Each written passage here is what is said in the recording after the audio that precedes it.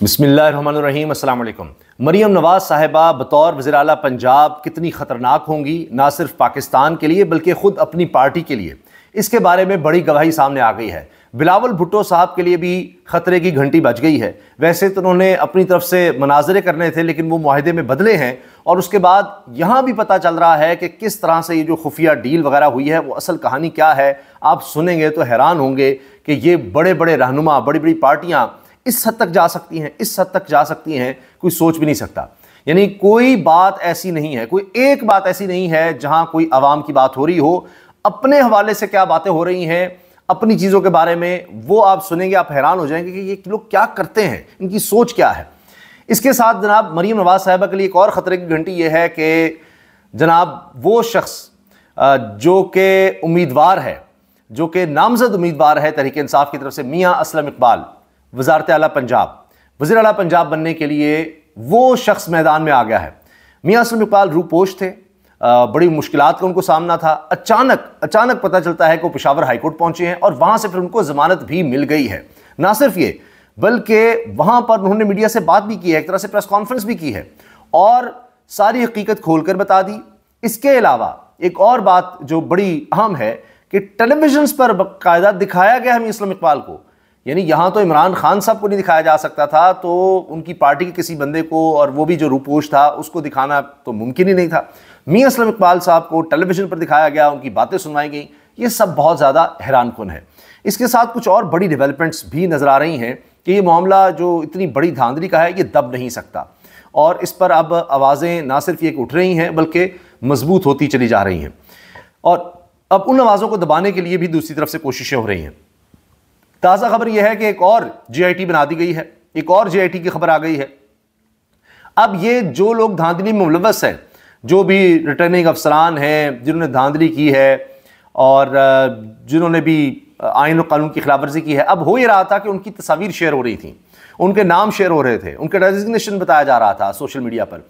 और एक वजह यह भी है, बल्कि मेन वजह यही है कि ट्विटर को जिस तरह से बंद किया गया है, तो अब जो लोग ये कह रहे हैं उनके खिलाफ भी जनाब अभी एक JIT बना दी गई है। एक ऐसी JIT जो कि इन लोगों का तयन करेगी कौन है इसके पीछे।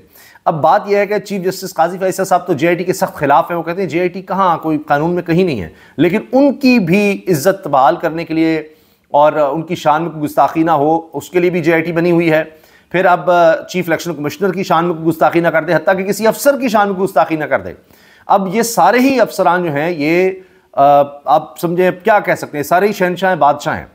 तो बड़ा ख्याल और करना पड़ेगा। वो जो मर्जी करते रहें, आइन की खिलाफ वर्जी करें, कानून की खिलाफ वर्जी करें, जुल्म करें, जबर करें, ज्यादती करें, भाई उनको आपने कुछ नहीं कहना। वो लाडले हैं, असल लाडले अब ये हैं। तो जब आपने गलत काम किसी से लेना होता है तो फिर उसको प्रोटेक्शन भी देनी पड़ती है। तो अब जनाब ये JITs पर JITs बनती चली जा रही हैं। अब ये मुल्क इसी तरह से चलाया जाएगा और क्योंकि नज़र ये आ रहा है कि इस तरह चल नहीं पाएगा, तो अब जाहिर है कि जब पता होता है कि आप अवामी मैंडेट से तो आए नहीं हुए, तो फिर आप धौंस, ज़बरदस्ती और जबरी करते हैं। यही होता है कि दबा लो, मगर ये सिलसिला भी लगता है कि ज़्यादा चलेगा नहीं। जो मरीम नवाज़ साहिबा के हवाले से मैंने आपसे शुरू में जो जुमला बोला कि वो मुल्क के लिए और अपनी पार्टी के लिए कितनी ख़तरनाक है, उनके अपने बंदे ने बता दिया है। और आप ये सोचिए कि जिसके साथ, जिस खातून के साथ नवाज शरीफ साहब की बेटी है, उनके साथ शाहिद खान अब्बासी साहब काम करने को तैयार नहीं है, तो वो मुल्क का क्या हाल करेंगे। उनको भी पता लग गया कि ये इस तरह से मामला नहीं चल सकते। उन्होंने को देखा हुआ है, क्योंकि जब वो प्राइम मिनिस्टर हाउस में बहुत सी मीटिंग्स को चेयर करती थीं, सफ़ीरों से भी मिलती थीं, फिर उन्होंने एक मीडिया सेल भी बनाया हुआ था और भी बहुत से मामला थे। फिर उनको एक वक्त में वो कर्ज़ जो स्कीम लाए थे नौजवानों के लिए मियाँ नवाज शरीफ साहब, उसका भी उनको चेयरपर्सन लगाया गया था मरीम नवाज साहिबा को। फिर बाद में उनको हटाया गया कि उनकी क्वालिफिकेशन ही कोई नहीं थी। तो तब से ये लोग देख रहे हैं कि उनकी क्या अहलियत है, उनकी क्या सलाहियत है। अभी आपको पता लग जाएगा चंद दिन में। यहाँ तो ये खबरें डिस्कस हो रही हैं, उन्होंने पता नहीं कौन सा डिज़ाइनर कपड़ा पहनना है, क्या करना है, क्या नहीं करना, ये उनकी सोच है। इससे आगे वो जा ही नहीं सकती। बाज़ लोग ये कहते हैं कि सब लोग एहतियात करें, बहुत ज़्यादा सोच समझ कर अब आगे चलें, क्योंकि कोई भी शख्स महफूज नहीं है। किसी की भी वीडियो और ऑडियो आ सकती है, क्योंकि मरीम नवाज़ साहिबा इसमें बहुत ज़्यादा महारत रखती हैं। तो इस तरह की तो लोग बातें कर रहे हैं। अब जनाब मैं आपके सामने पहले रख रहा हूँ शाहिद खान अब्बासी साहब वाला मामला कि उन्होंने पार्टी क्यों छोड़ी। मरीम नवाज़ साहिबा के हवाले से ही बात आ रही है कि जी असल में अगर वो पार्टी ना छोड़ते तो मरीम नवाज़ साहिबा उनको बर्दाश्त ही नहीं कर सकती थी, क्योंकि इस तरह के लोग मरीम साहिबा के साथ ना काम कर सकते हैं और ना मरीम साहिबा उनको बर्दाश्त करती हैं कि कोई ऐसे लोग हों जो अपनी सोच भी रखते हों। पाकिस्तान मुस्लिम लीग नून के मुनहरिफ रहनुमा मिफ्ताह इस्माइल ने कहा है कि नून लीग से माशी सूरत हाल को समझने वाले लोग चले गए, जिनको कुछ पता था मुल्क कैसे चलाना है वो चले गए हैं। शाहिद खाकान मरीम नवाज के हटाने से पहले साइड पर हो गए। इन्होंने एक इंटरव्यू दिया है मिफ्ताह इस्माइल ने और कहा कि साबिक वज़ीर आज़म शाहिद खाकान अब्बासी के पार्टी छोड़ने से मुतल्लिक इंकशाफ किया। इन्होंने कहा शाहिद खाकान पहले ही नवाज शरीफ को बता चुके थे कि जब पार्टी मरीम नवाज के हवाले होगी तो वो पीछे हट जाएंगे। उसकी वजह यही कि भाई पता है उनको कि भाई ये अगर पार्टी संभालेगी तो बस बर्बादी है। और आप देख रहे हैं उसके बाद से अब ये नून लीग का क्या हाल हो गया, ये 17-20 सीटों तक रह गई है। वो तो अब इनको जिस तरह से दिलवाई गई है वो अलग बात है, आगे ये एक प्रेशर ग्रुप भी नहीं रहेगा लगता है। आप देख लीजिए, खुद शाहिद खाकान अब्बासी साहब कहते हैं, टेलीविजन पर बैठकर कहते हैं कि जी जो हुआ है सबके सामने, आप इस्लामाबाद में जाकर पूछ लें कि लोग बता देंगे किसको वोट दिया है। नून लीग को कोई वोट नहीं पड़ा और इस तरह से ये चल नहीं सकते और जो भी पार्टी इस तरह आती है वो ख़त्म हो जाती है। शाहिद खाकान के तहफ़्फ़ुज़ात थे कि हुकूमत ना लो, वोट ऑफ नो कॉन्फिडेंस कराकर इलेक्शन में चले जाओ, लेकिन जब आपने हुकूमत ले ली तो खाली ना बैठो, फिर काम करो। लेकिन उन्होंने काम कोई नहीं किया, सिर्फ मज़े लिए। इलेक्शन में किसी मकसद के साथ उतरो, बिना मकसद के इलेक्शन में उतरने का नतीजा सबने देख लिया। साबिक वफ़ाक़ी वज़ीर ने कहा कि उनकी और शाहिद खाकान अब्बासी की सियासी सोच एक जैसी है और वो साथ होते हैं। अगर साबिक वज़ीर आज़म खाकान अब्बासी पार्टी नहीं छोड़ते तो मरीम नवाज़ इन्हें निकाल बाहर करती। अब ये मोहम्मद ज़ुबैर साहब को भी देख लें, वो भी गवर्नर सिंध रहे हैं। तो ये जितने लोग हैं इनको पता चल चुका है कि मरीम नवाज साहिबा की क्या अहलियत है, क्या उनकी सोच है। और आप देखिए ये क्या अब करेंगी, मुल्क और कौम का तो जो करेंगी सो करेंगी, अपनी पार्टी का भी। और जो भी कोई सिंसियर आदमी है वो साइड पर होता नज़र आएगा। आपको आने वाले दिनों में साद रफ़ीक साहब भी बिल्कुल आपको लगेगा कि साइड पर हो रहे हैं। मिफ्ताह इस्माइल ने कहा कि नून लीग से वो चले गए जिनको मईशत के हवाले से चीज़ों का ज़्यादा इदराक था। नई हुकूमत को सबसे पहले तो IMF के पास जाना होगा। मार्च में IMF के साथ मुज़ाकरात होंगे। पाकिस्तान के सामने इस वक्त कई शराहें, गलत सड़क पकड़ना बहुत आसान है। अभी फौरी काम ये करें कि IMF से मुआहदा करें और महंगाई कम करें। आज इस पर काम शुरू करेंगे तो 10-15 साल बाद इसका नतीजा मिलेगा। तो जनाब ये कहाँ इनमें कोई सलाहियत या ये इस काबिल तो है नहीं कि ये इस तरह का कोई काम कर सके। अब मैंने आपको अर्ज़ किया ना साद रफ़ीक साहब और वाली बात, तो आप ये देखिए कि साद रफ़ीक साहब हों और ये जितने सीनियर लोग हों वो आपको साइड पर होते नज़र आएंगे। अच्छा, पिछले दिनों अभी चूँकि ये वीडियो मैं आपको दिखाना चाह रहा हूँ, शायद आपने थोड़ी सी आवाज़ भी सुनी हो, जो ये वाक़या हुआ कि जी ख्वाजा साद रफ़ीक और हनीफ अब्बासी इनके साथ और कुछ ख़वातीन ने कुछ नारे लगाए और फिर यानी वहाँ पर जो मामलात हैं वो ख़राब हो गए और हंगामा रही हो गई। फिर कोई कुछ कह रहा है, कोई कुछ कह रहा है, लेकिन बहरहाल ये है कि हाथापाई हुई है, कुछ थप्पड़ वगैरह चले। और कुछ लोग ये कहते हैं कि हनीफ अब्बासी भी गुस्से में आए और उन्होंने भी आगे से इस तरह ख़वातीन को कुछ धक्के या कुछ इस तरह से दिया। तो अब उसकी एक वीडियो सामने आई है जिसमें चोर चोर चोर के नारे लग रहे हैं, चोर चोर की आवाज़ें आ रही है, ख़वातीन इस तरह से कह रही हैं। और ये भी खबर आई कि शायद अब्बासी वीडियो भी बनाना चाहते थे। बहरहाल ये इस वक्त वीडियो है, ये देखें आप, इसमें ये देखें चोर चोर लोग इकट्ठे हैं, चोर चोर की आवाज़ें आ रही हैं, ये देखें। और पीछे आवाज़ आ रही है कि हाथ क्यों लगाया, हाथ क्यों लगाया तुमने, ये क्यों कर रहे हो, हाथ क्यों लगाया, इस तरह। और चोर चोर की आवाज़ें हैं और ये इस तरह से ये सारी वीडियो है। हाँ, क्यों इसमें पता लग रहा है कि एक दूसरे को धक्के दिए जा रहे हैं, बस इतना नज़र आता है। हाँ, हाथ क्यों लगाया और ये सब बातें हो रही हैं। तो ये वीडियो जनाब कहा जा रहा है कि जी जो सामने आई है, मैंने कहा ये भी आपसे हम शेयर कर दें। अच्छा, मैंने आपसे अर्ज़ कर दिया मिफ्ताह इस्माइल और शाहिद खाकान अब्बासी की सोच का, उनको पता है कि जनाब ये क्या होने वाला है, क्या बनने वाला है। इसके साथ अब पेशावर हाई कोर्ट से चूँकि इनको रिलीफ मिला है मियां असलम इकबाल को, तो अब ये भी पता चल रहा है कि सेनेटर शिबली फराज साहब उनको भी ज़मानत मिली है। इससे पहले फैसल जावेद को मिल चुकी। अब मुराद सईद का भी नाम आ रहा है, लेकिन कहा जा रहा है वहाँ बड़ी सख्त सिक्योरिटी कर दी गई है कि मुराद सईद वहाँ पहुँच ही ना सकें। अब देखना है कि होता क्या है। लेकिन बहरहाल ये एक बहुत बड़ी खबर है तहरीक इंसाफ के लिए। मियां असलम इकबाल की एक बड़े लंबे अरसे के बाद वापसी हो रही है और नज़र आ रहे हैं और भरपूर तरीके से लगता है कि वो इलेक्शन में हिस्सा लेंगे। मरीम नवाज साहिबा के लिए बिल्कुल ये कोई ये नहीं होगा कि उनके लिए बड़ी कोई आसानी हो जाएगी।